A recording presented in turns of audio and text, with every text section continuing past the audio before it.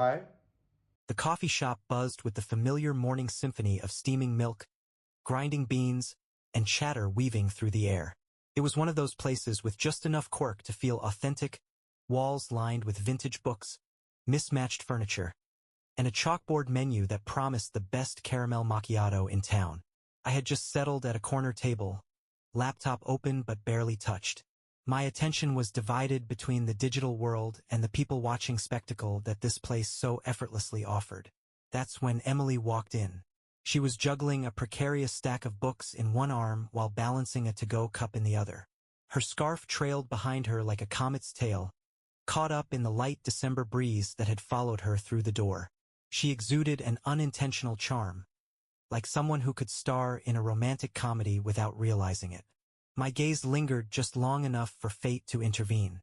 She tripped, not dramatically, not in a way that sent books flying or coffee spilling onto strangers, but just enough for one precariously balanced novel to tumble to the ground. Instinct kicked in before my brain could overthink it. I was up, retrieving the book and holding it out to her before the rest of her cargo followed suit. She thanked me, her voice warm and tinged with an embarrassed laugh. Her hazel eyes met mine for the briefest of moments, and I swear the room's noise softened just a bit. I asked if the reading was heavy, gesturing to the stack and noting titles ranging from philosophy to contemporary poetry. She explained it was ambitious reading but admitted that ambition and reality didn't always get along. I couldn't help but agree, feeling an inexplicable urge to keep the conversation alive. As it turned out, Emily wasn't just passing through. She was a writer, freelance, she clarified, as though the word required justification, and this coffee shop was her unofficial office. Over the course of a shared table and hesitant conversation, I learned she had an uncanny knack for wordplay, loved puzzles, and had a cat named Hemingway who was apparently a pompous little dictator. By the time her coffee cup had dwindled to empty and my laptop had slipped into hibernation, I'd asked her out. With a laugh and a bit of consideration, she agreed. We started with a walk along the river instead of coffee. She confessed she'd already had her caffeine quota for the day, and I didn't mind the change of plans. We strolled beside the rippling water, the city's skyline sharp against the dusky sky, and talked about everything, or so it felt at the time.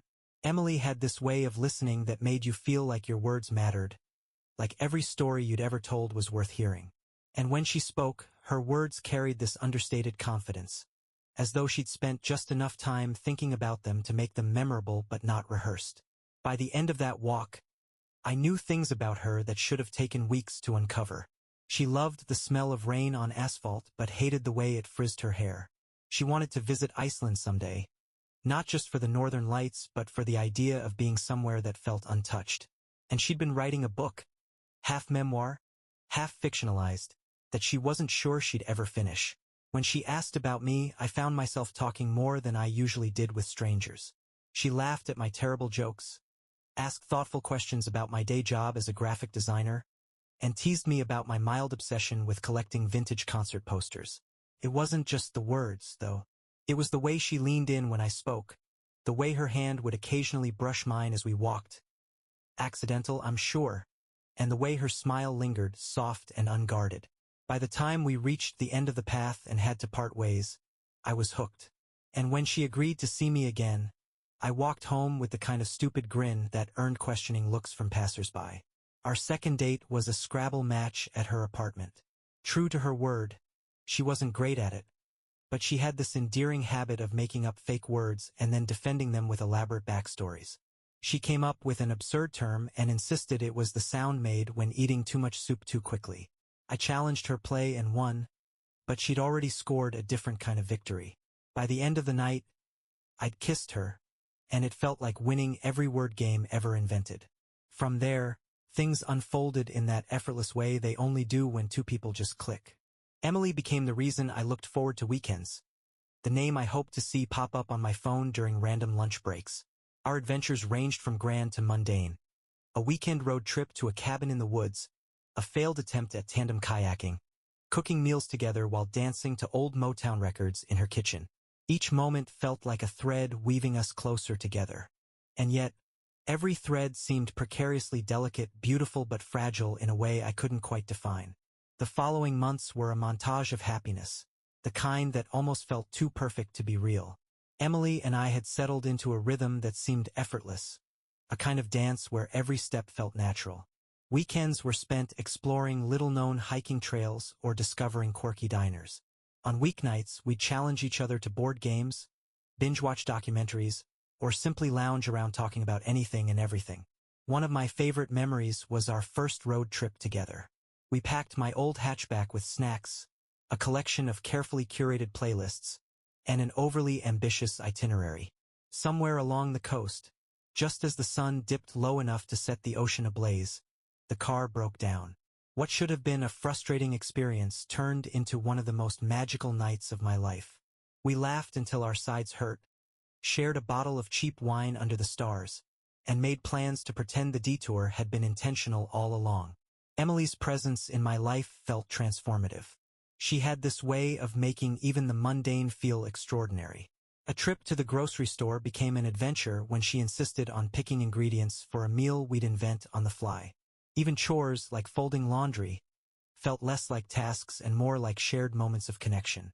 I was growing more in love with her by the day. There was a night, as we sat on my balcony watching the city lights shimmer in the distance, that I found myself wanting to say it aloud. The words hovered on my lips, caught between the fear of rushing things and the undeniable truth of how I felt. But even amidst the euphoria, there were moments when a shadow of doubt crept in. It started small. A glance at her phone where her expression would shift for a fleeting second, a subtle distance in her laughter at times. These were moments I dismissed as figments of my imagination, insecurities magnified by my own overthinking. The first time I noticed something truly odd was during a rainy Sunday afternoon. We'd planned to stay in the kind of lazy day where pajamas were the dress code and pizza was the cuisine of choice. As I flipped through streaming options, Emily excused herself to take a call. She walked into the bedroom, closing the door behind her. I didn't think much of it at first, but as the minutes stretched on, curiosity got the better of me. When she returned, her smile was intact, but something in her eyes felt distant. I asked if everything was okay, and she waved it off, explaining it had been an old friend needing advice. I accepted her explanation, but the seed of doubt had been planted. The weeks that followed saw more of these small, inexplicable moments. Emily began guarding her phone more closely, often flipping it face down or taking it with her when she left the room. Her work schedule, which had always been steady, suddenly seemed to include more late nights and impromptu meetings. I told myself I was being ridiculous, that everyone had their private moments and occasional busy spells. And yet, I couldn't shake the feeling that something was amiss. One evening, as we prepared dinner together, I mentioned noticing her longer hours. She brushed it off with a casualness that felt practiced, assuring me it was just a busy season. But her answer came with a certain sharpness, a tone that discouraged further questioning. It wasn't like her to be defensive, and it left me unsettled. In an effort to reignite our connection, I planned a weekend getaway. I wanted to remind both of us of the magic we'd found during that first road trip. She seemed excited at the idea, her enthusiasm momentarily quieting my concerns. We spent 2 days immersed in nature, free from distractions. For a while, it felt like everything was back to normal, like the cracks I'd begun to notice had never been there at all. But the doubts returned with a vengeance when we got back. Her phone buzzed incessantly during dinner one night, and she hesitated before finally silencing it. I asked who it was, not out of suspicion but genuine curiosity. Her response, an almost too quick dismissal, raised a red flag. She said it was work, but the way her fingers lingered over the screen told a different story. I tried to ignore it.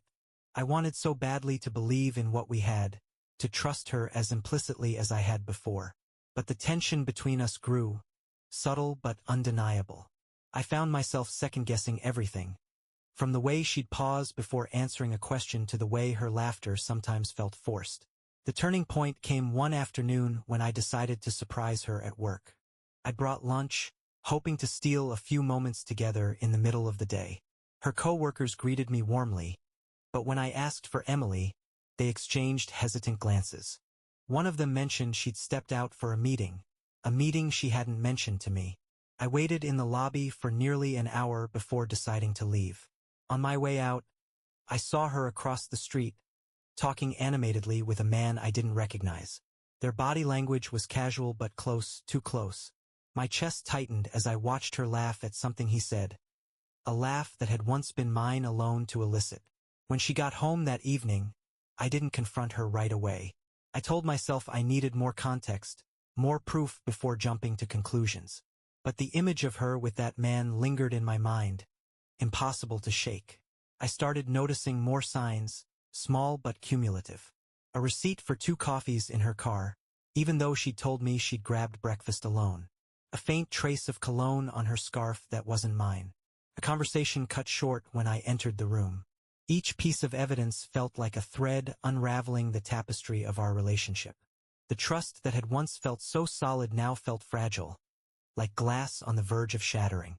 I didn't want to believe what my instincts were telling me, but the weight of suspicion was becoming too heavy to ignore. The night everything changed began like any other. We were watching a movie, her head resting on my shoulder. But even as she seemed content, I couldn't help but feel the growing chasm between us. My mind raced with questions I wasn't ready to ask, fears I wasn't prepared to face. The final blow came when she went to bed early, claiming she wasn't feeling well.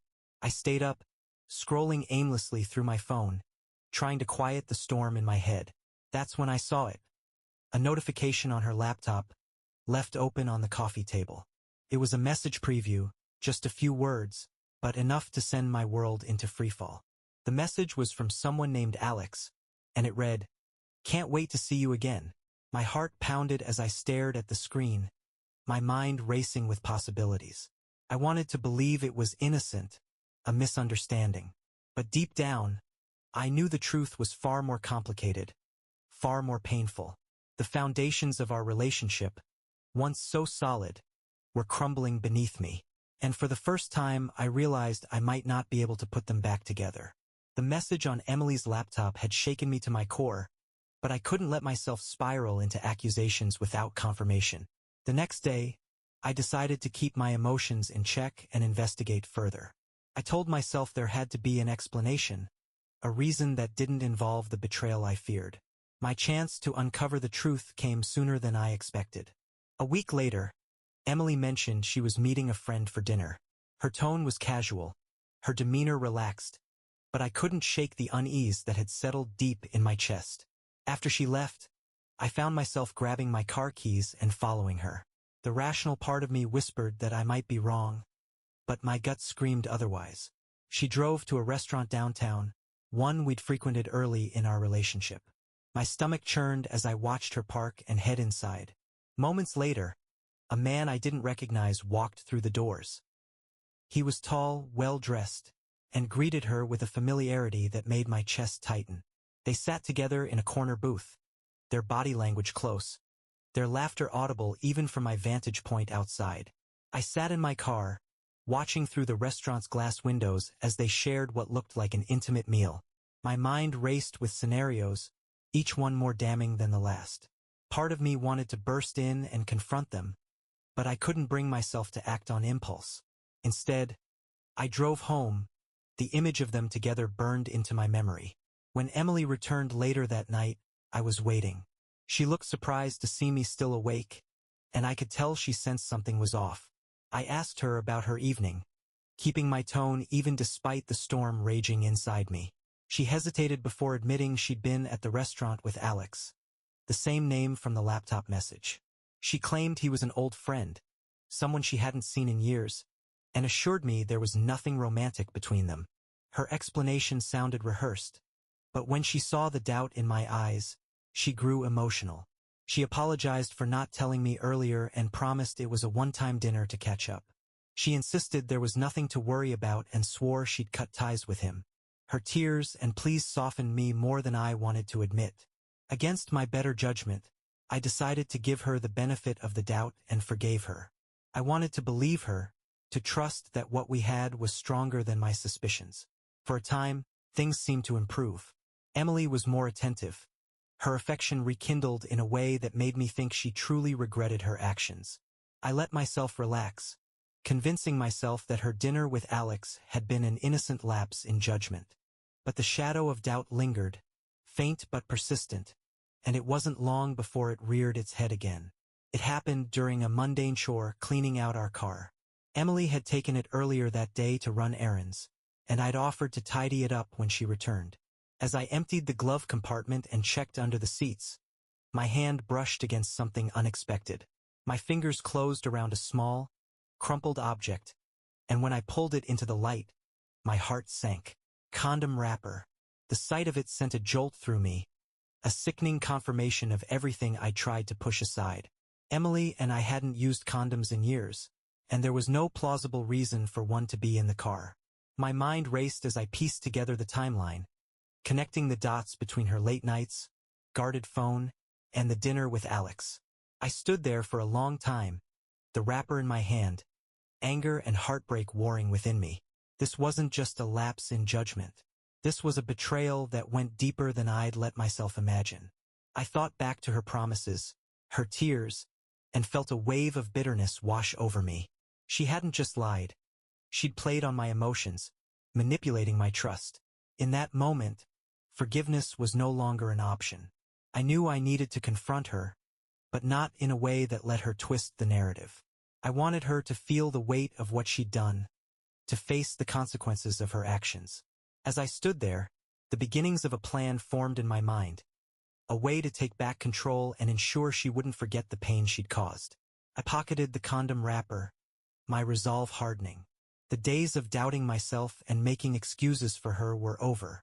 It was time to act, and this time I wouldn't let her off so easily. With the condom wrapper still burning a hole in my pocket, I set my plan into motion. The betrayal I felt demanded retribution, but I didn't want something messy or impulsive. I wanted something she'd never forget, a consequence she'd carry with her as permanently as the trust she'd shattered. The idea came to me late one night as I lay awake, staring at the ceiling. Emily had always been fascinated by tattoos. She'd spoken often about getting one, something meaningful, something that symbolized our bond. The irony of it was almost poetic. If she wanted a symbol of our relationship, I'd give her one, though not in the way she'd imagined. The next morning, I began setting the stage. Over breakfast, I brought up the idea of us getting matching tattoos. I framed it as a fresh start, a way to move past the recent bumps in our relationship. Emily's eyes lit up, her face a mix of surprise and enthusiasm. She agreed immediately, saying it was the perfect way to reconnect and solidify our love. Over the following days, we discussed designs.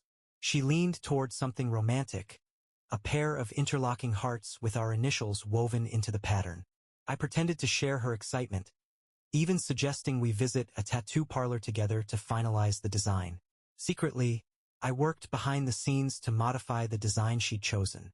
At the tattoo shop, I'd already arranged for the artist to tweak her tattoo slightly.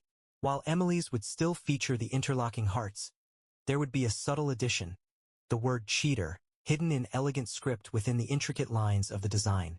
It was discreet enough that she wouldn't notice right away, but clear enough to be unmistakable once pointed out. The day of the appointment arrived, and Emily was practically glowing with excitement. We went together, holding hands as we walked into the shop. I insisted on going first, a gesture to show my commitment and ease any nerves she might have. As the needle buzzed against my skin, I focused on keeping my expression calm, masking the storm of emotions churning inside me. When it was Emily's turn, she watched in the mirror as the artist began working on her design. She winced occasionally but smiled through most of it, talking about how much the tattoo meant to her. I nodded along, my mind fixated on what would happen when she finally saw the finished piece. A few days later, as the redness around her tattoo began to fade, Emily finally noticed the hidden word. It happened during a quiet evening at home. She was admiring her tattoo in the mirror, tracing the lines with her finger. Her expression shifted as she leaned in closer, her brow furrowing in confusion. Then came the sharp intake of breath, the moment of realization. She turned to me, her face a mixture of disbelief and anger. "What is this?" she demanded, pointing to the word that now marked her skin. I met her gaze, my voice steady as I spoke. "It's the truth, Emily. Something you've been hiding from me, But now you can't hide from yourself. Her hands trembled as she tried to defend herself, to argue that it wasn't fair or that I'd gone too far. But I'd had enough of her lies. I laid out everything I'd discovered, the messages, the dinner with Alex, the condom wrapper. Her excuses crumbled under the weight of the evidence. And for the first time, she was speechless. I told her I couldn't stay in a relationship built on deceit, that her actions had consequences. The tattoo was my way of ensuring she'd remember those consequences every time she looked in the mirror. It wasn't about revenge, I said, but about closure, a final chapter to the story of us. Emily's tears fell freely as she tried to apologize, to beg for another chance. But I'd made up my mind. I packed my things that night and left, leaving her alone with her regrets and the permanent reminder of her betrayal. For the first time in weeks, I felt a sense of peace. The pain of her infidelity was still there, but it was tempered by the knowledge that I'd taken back control. Emily would carry the weight of her choices, just as I would carry the lessons they taught me. How was the video? Don't forget to leave your comment, like and subscribe. See you soon. Bye.